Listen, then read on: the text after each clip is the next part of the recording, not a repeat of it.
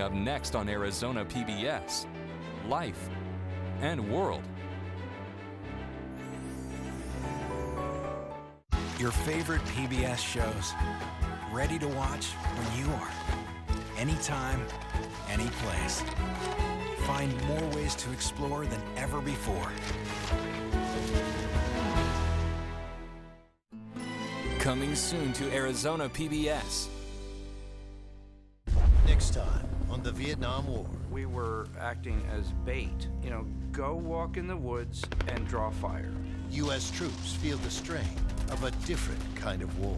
We keep getting more and more operations thrown at us. I may take a 15-day leave to Tokyo to keep from cracking up. As the anti-war movement gains momentum back home. That was the biggest crowd any of us had ever been in. When the Vietnam War continues.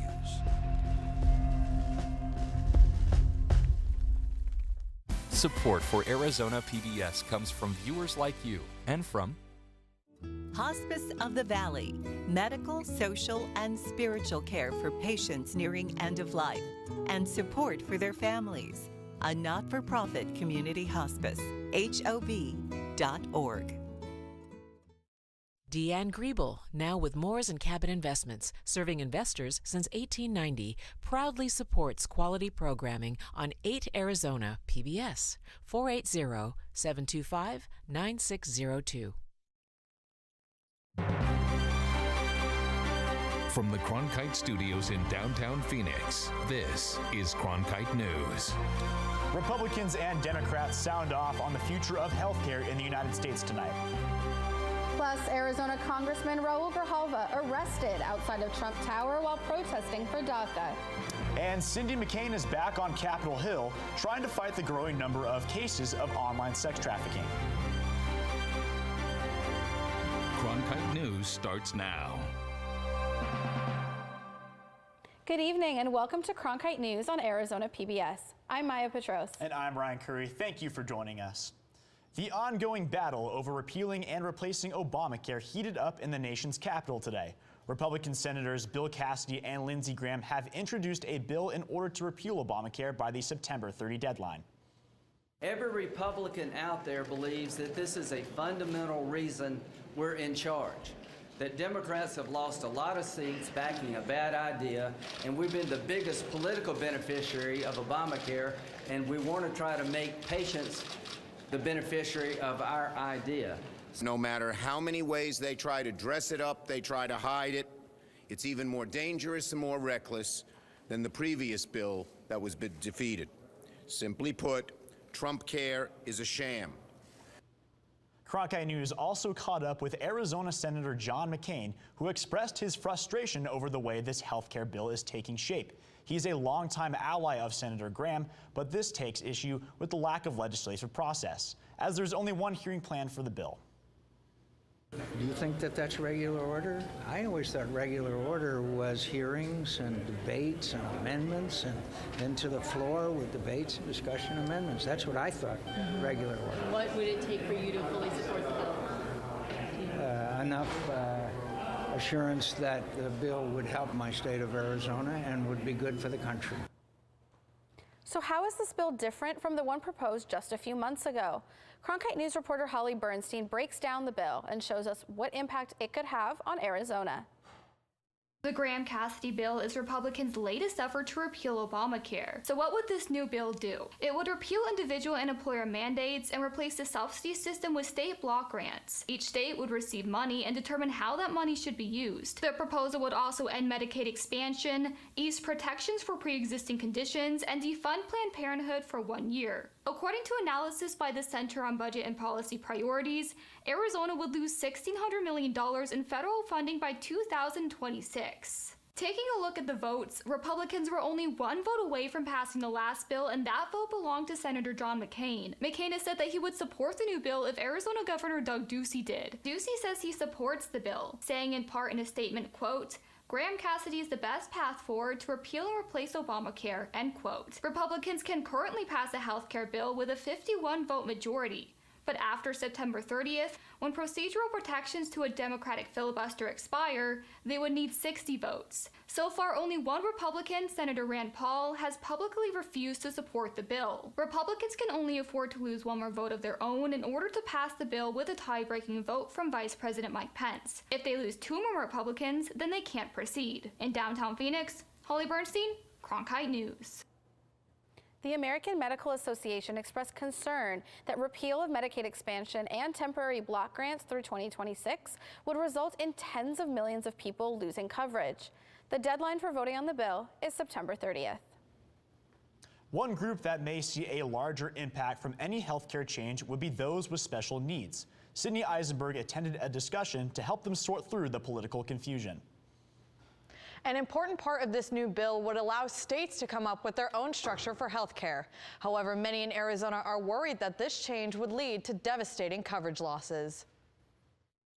We were basically politely stonewalled with the broken record game. They're not meeting with their constituents to find out what do they want us to vote on. They don't care what we think. Arizonans are feeling frustrated with health care. I mean, this is about investing in our people. The Arizona Autism Coalition set up an open discussion to try and ease some of that frustration. And what we're trying to do today was, what have you heard? Let's talk about what we know, and let's see if we can figure out how we can move forward with the true understanding for every group. Many in the special needs community worry about how healthcare changes will impact them. One way they may already be impacted is through a cut to an organization that helps people with their healthcare options.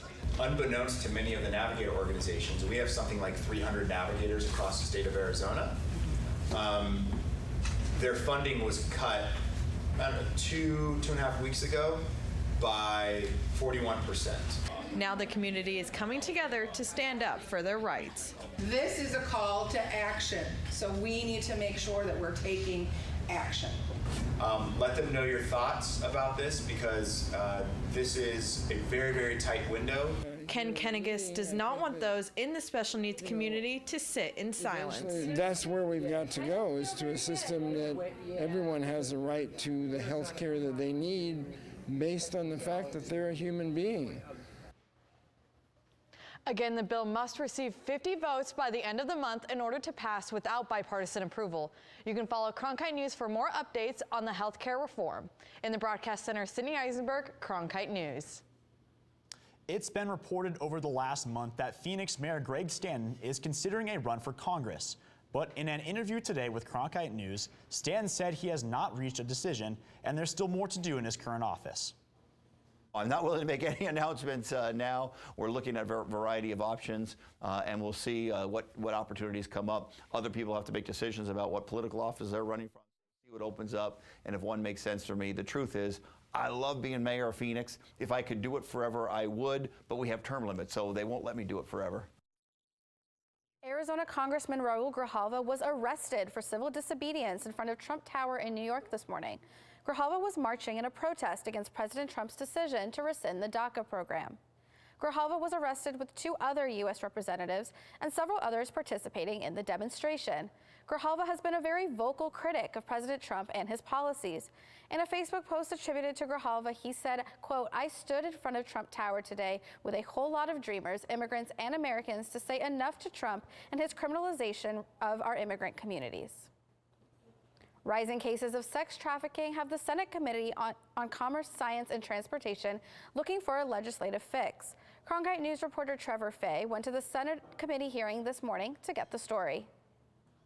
Tweaking the Communications Decency Act may sound like legalese, but backers say those tweaks could help in the prosecution of online sex traffickers. Cindy McCain is a proponent of the changes and says children's lives are at stake. Child sexual exploitation and child rape, which is what it is tragic. And that people are getting away with it because of a kink in a law is absolutely despicable. Senators heard emotional testimony from Yvonne Ambrose, whose daughter was killed in Chicago last Christmas Eve, a victim of sex trafficking. The sex trafficking of minors should not be happening in our country.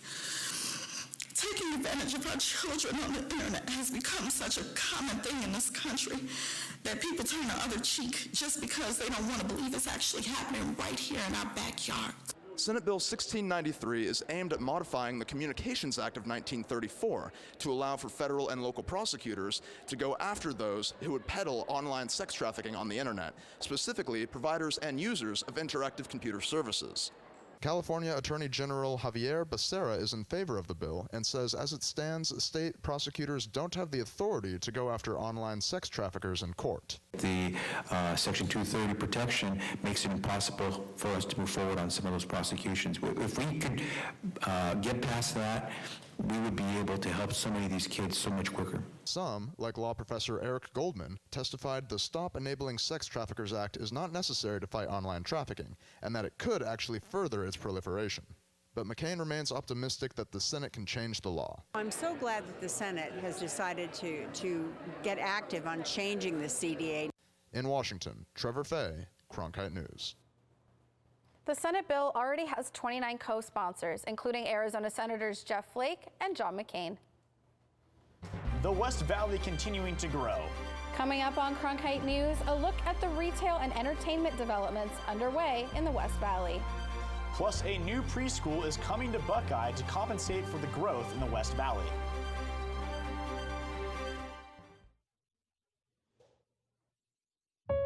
When a story comes in the morning, we're out the door as fast as we can go. But it's also great to spend more time in communities and produce projects. From the borderlands to the cities, the reservations, and even the state capitol, we want to get to the heart of the matter.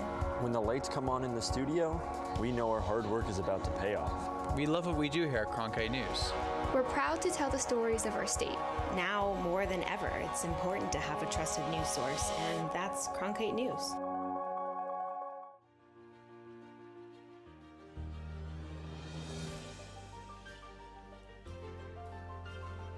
Officially from 36, and he hooks it in.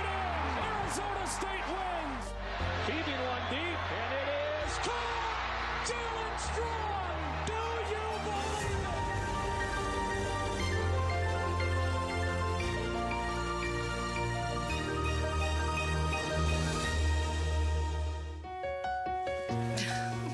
What are you doing?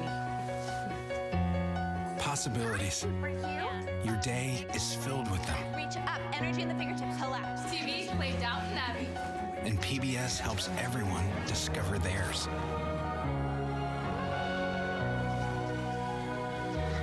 Anytime, anywhere. Up in the sky, you can see it. PBS, we're with you for life. The West Valley is growing, and so is the need for quality preschools. As Marcia Ophong reports, the Buckeye Elementary School District is opening a second location to help accommodate parents and their students in the city. I love working with the preschool. Monica Shook is taking her 6 years of preschool teaching experience to a new location in Buckeye. Our preschool is special because we care about our families and we really connect with them, and that makes them really comfortable and able to leave their kids with us, and it helps them get ready to go to kindergarten. Lucia Guerra, a parent who has enrolled both of her kids in the Buckeye School District, says the preschool is convenient. It's closer to work, closer to home. Now that there's 2 campuses, it's just going to really work out for a lot of families here. The Buckeye Elementary Preschool, located on the North Campus at Jasinski, opened up for registration earlier this month. The reason the district decided to open a second site for the preschool is due to the growth. There's not a lot of choices for families on the West Valley for preschool programs, so we thought by opening a couple of classrooms that would really meet the needs of the community. Nevaeh, where would you like to go? And the families with children in the preschool program appreciate all it offers. This just seems a lot more interactive, and the curriculum really seems to help my children at least. I love giving the children that come see us the foundation basically to go to kindergarten. It's really fun. We get to play, which is awesome, and teach them through playing how to be ready to go to kindergarten. The preschool currently has 25 students enrolled, but is licensed to have 50. In Buckeye, Marcia Ophong, Cronkite News. The full-day preschool program costs $150 per week.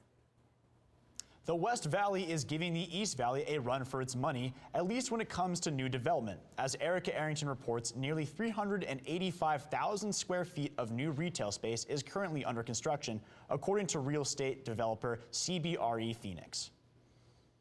From barren fields to cramming new storefronts into parking lots, the West Valley is booming with economic development. A resident of Sun City, Bob Kolar, says that he remembers when the West Valley was just dirt roads and farm fields. The terrain was empty around 101 pretty much. It was still farmland, and then 101 opened up and it just blossomed. Along with Westgate, more entertainment options are going in, like Topgolf and the expansion of the Desert Diamond Casino and Resort. Sintra Hoffman, president and CEO of Westmark, says the West Valley can be a one-stop shop for future occupants. We really see ourselves as a very much all-inclusive community where we have everything to offer. Here in the West Valley, it's hard to find a corner that isn't under construction. As you can see behind me, this retail center is being built that will include a Starbucks, frozen yogurt Menchie's, Raising Cane's, and also a Tokyo Joe's. Another addition to the West Valley is the new PB 303, a 1,600-acre industrial business park that is right off the 303 in Goodyear. Sun City resident Kolar is excited this new development isn't in his backyard. It's going to keep those people from shopping over here. With the expansion of retail and entertainment growth, hopefully for Kolar, more people will have other options for shopping, work, and play. In the West Valley, Erica Arrington, Cronkite News. Strong population and job growth, according to CBRE, gives a positive outlook for the Phoenix retail market for the rest of 2017. Wildfires are continuing to burn across much of the Northwest United States. Coming up on Cronkite News, this often overlooked way that wildfires are started and how the government is potentially getting in the way of stopping this problem when we come back. Our first official day of fall this Friday, and we are looking at a steep cool down. Your full 7-day forecast coming up. Tickets are now available for the annual Walter Cronkite Award for Excellence in Journalism Luncheon, held Thursday, October 19 at the Sheraton Grand Phoenix. Join media industry and community leaders in honoring award-winning co-anchors and co-managing editors of the PBS NewsHour, Judy Woodruff and the late Gwen Ifill. To learn more or to purchase tickets, call 602-496-0482 or visit cronkite.asu.edu/luncheon. This fall. I'm so excited! What? From the inspiring to the amazing. You're in the presence of history. The compelling. He said, "Welcome home." It was just a powerful moment. To the astounding. I promised myself I wouldn't cry. And from the breathtaking. This is real. A journey to Mars. To the electrifying. We're going to change the world. All this and more. All this fall. Oh my God!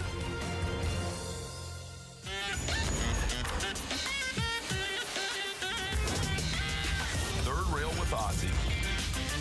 The new weekly show where we tackle the taboo and debate the tough questions with some of the most interesting minds in the game. I'm Carlos Watson. Electrifying conversation. Friday, only on PBS.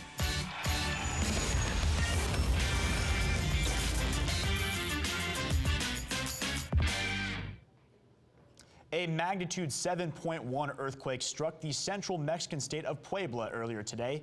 The death toll is above 100 people. The quake was felt in the center of Mexico City, which is only about 75 miles from the epicenter. Coincidentally, Mexico City conducted evacuation drills today in case of a major earthquake.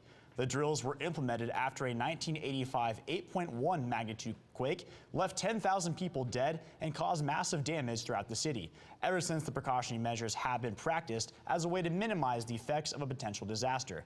This latest quake comes just 1 week after an 8.1 earthquake killed 61 people in the southeastern coast of the country. Hurricane Maria's destructive tear across the Caribbean is well underway. The storm obliterated parts of Dominica with 160-mile-per-hour winds and is threatening catastrophic damage to Puerto Rico. Puerto Rico's governor said no generation has seen a hurricane like this since San Felipe II in 1928. He urged Puerto Ricans to find shelter immediately, as emergency workers will not be able to help once winds reach 50 miles per hour. Maria ravaged the island of Dominica, causing what their prime minister described as widespread devastation last night. The Category 5 hurricane is expected to make landfall in Puerto Rico tomorrow morning. Cronkite News will continue to cover all the latest updates about Hurricane Maria. Now let's go to Emily Bloom in the Weather Center. Taking a look at Hurricane Maria at the moment, it is currently a Category 5 hurricane with those winds up to 175 miles an hour. As it progresses in the coming days, it is going to skim the coast of the Dominican Republic, and then it will head straight into Turks and Caicos. All of these islands, of course, still picking up the pieces of Hurricane Irma that hit just last week, so this devastation could be very great for them. Back here at home, we are sitting under clear blue skies. We've got 94 down in Tucson at the moment, 95 in Lake Havasu, 74 up at the Grand Canyon, and 73 in Sholo. Taking a look at our futurecast, up at the Pacific Northwest, there is this area of low pressure. This is going to be playing a big factor in our weather forecast in the coming days. As it progresses, it is going to move south, settling in over the Great Basin area. As this happens, it is really going to pull our temperatures down and drive up those winds. Thursday, we could be looking at gusts of up to 30 miles an hour. As we head into the rest of our week, Friday, we have got our first official day of fall. That high drops to 89 degrees with the overnight low at 67. And as we head into our weekend and the beginning of next week, these cooler temperatures stick around, and this is the coolest that we have been since the middle of May. For Cronkite Weather, I'm Emily Bloom. As wildfires consume many regions of the West and threaten both federal and state land, an APS official told senators today that the utility wants to help, but that federal bureaucracy is getting in the way. Cronkite News reporter Bailey Vogt was in our Washington bureau and was at the hearing. Though there can be many different causes of wildfires, one you may not think of is trees falling on top of power lines. That's a manageable problem, an Arizona Public Service official said, if the government gets out of the way. Particular challenges arise when the rights-of-way cross federal lands, largely due to significant delays companies face in getting multiple approvals from different federal agencies to access those rights-of-way or to perform integrated vegetation management activities. Andrew Rabel is the APS Forestry and Special Program Manager. At a Senate hearing today, he testified that in order for APS to clear the power lines of vegetation, clearing the paperwork needs to be easier. To help reduce these risks, the electric companies need timely access to public and private lands on which power line rights-of-way are located to perform necessary vegetation management. Bills that would provide easier access for utilities have been introduced in both the House and Senate. One witness raised concerns that the bills would give utilities too much power over forestry decisions, but Rabel said they will simply allow for a more streamlined process and prevent more fires from sparking. Both bills would significantly increase efficiencies in the federal review process, allow companies to voluntarily develop and file vegetation management plans to expedite necessary activities, and authorize categorical exclusions under NEPAs for existing rights-of-way. The House has passed its version of the bill, but no action has been scheduled on the Senate's bill. In Washington, Bailey Vogt, Cronkite News. There's a new Arizona resident getting some federal protection. The U.S. Fish and Wildlife Service added the Sonoyta mud turtle to the endangered species list. There is only 5 known populations of the mud turtle left, and only one in the U.S. in the Oregon Pipe National Monument in southern Arizona. A new kind of beer is available in the Valley. Coming up on Cronkite News, how Valley beer companies are using wastewater to make alcoholic drinks and how consumers are reacting.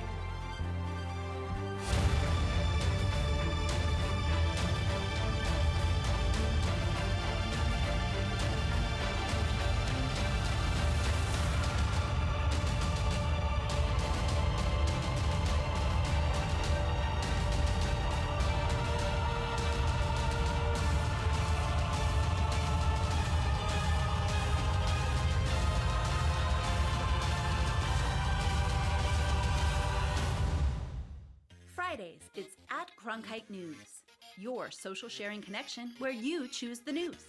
Facebook likes and shares, tweets, retweets, and favorites. YouTube views and subscriptions. We're watching you watch us.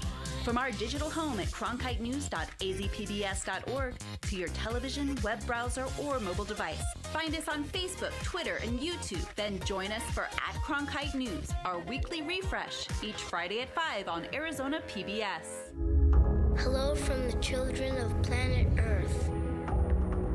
Human beings are a curious bunch. What are we going to see when we get really close? Wow. Oh my God, absolutely spectacular. We are at a remarkable moment. We're going farther than any exploration ever has.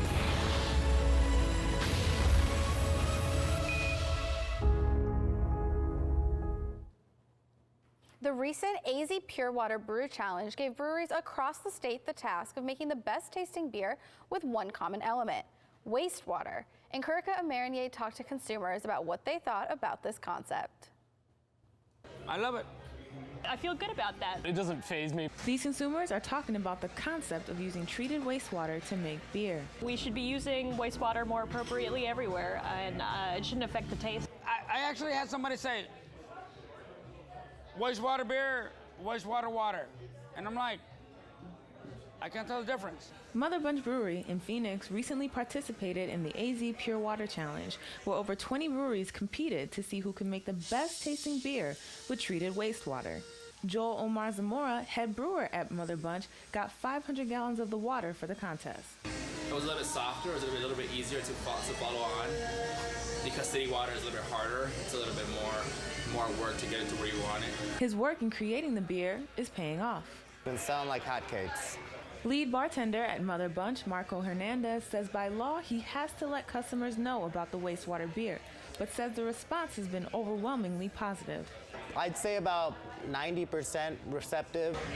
However, he says that with the positive reaction, every once in a while, he'll hear opinions from jokesters. I get a lot of poop water jokes. Joe Serio, Water Services Superintendent for the City of Phoenix, has also heard his share of doubts from consumers. It's dirty going out. I would say that's a misconception. I mean, it's pretty clean by the time you get done treating it. Once the water goes through this treatment process, it is now considered reclaimed, which is not quite yet safe for drinking, but can be purified and used in the beer or this water, which Serio says is just as clean as any water on the market. Experts predict this practice will only become more prevalent in the future. In Phoenix, in Kurika Amarinier, Cronkite News. Cronkite News is proud to be the news division of Arizona PBS. Here's what's coming up on Arizona Horizon and PBS NewsHour.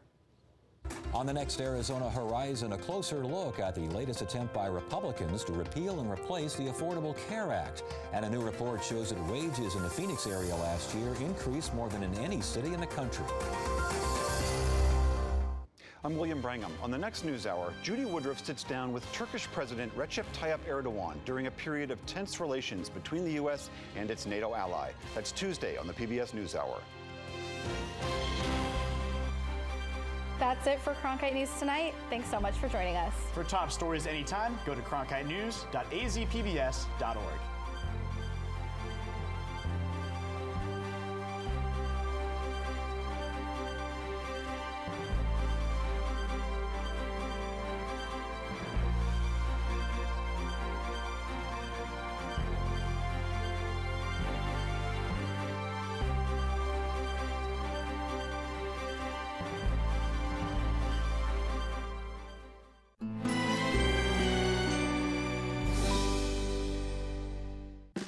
Next time on the Vietnam War.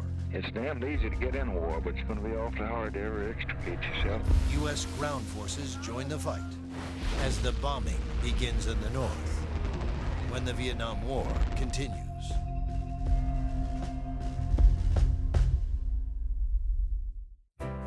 Explore new ideas and new worlds here on Arizona PBS, a community service of Arizona State University.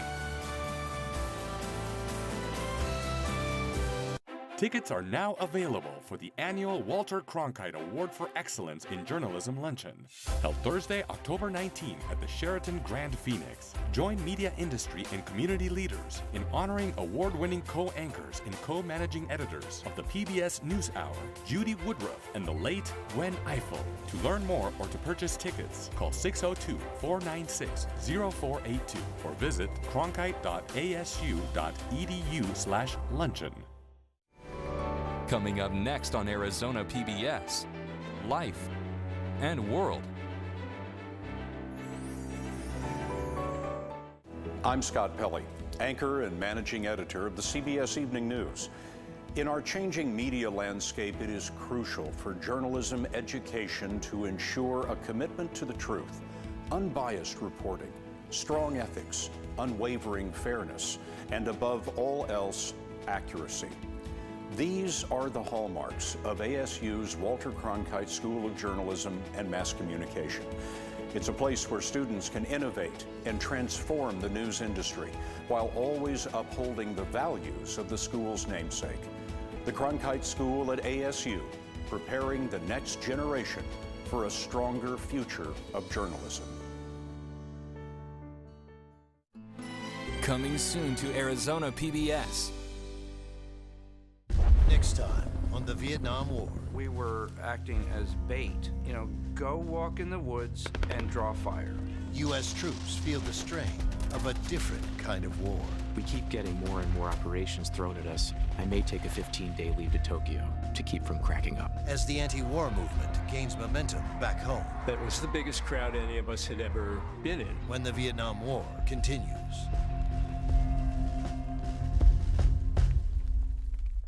Support for Arizona PBS comes from viewers like you and from Whitfield Nursery, proud to support Arizona PBS, a Valley tradition since 1946. Over 200 acres of Arizona-grown trees, citrus, and palms. Complete custom design and installation. And Whitfield Nursery still does the digging. WhitfieldNursery.com. Ironwood CRC, a member of the Association of Community Cancer Centers and the American Society of Clinical Oncology. Patients have access to clinical trials and conventional therapies, administered in a patient-centered environment.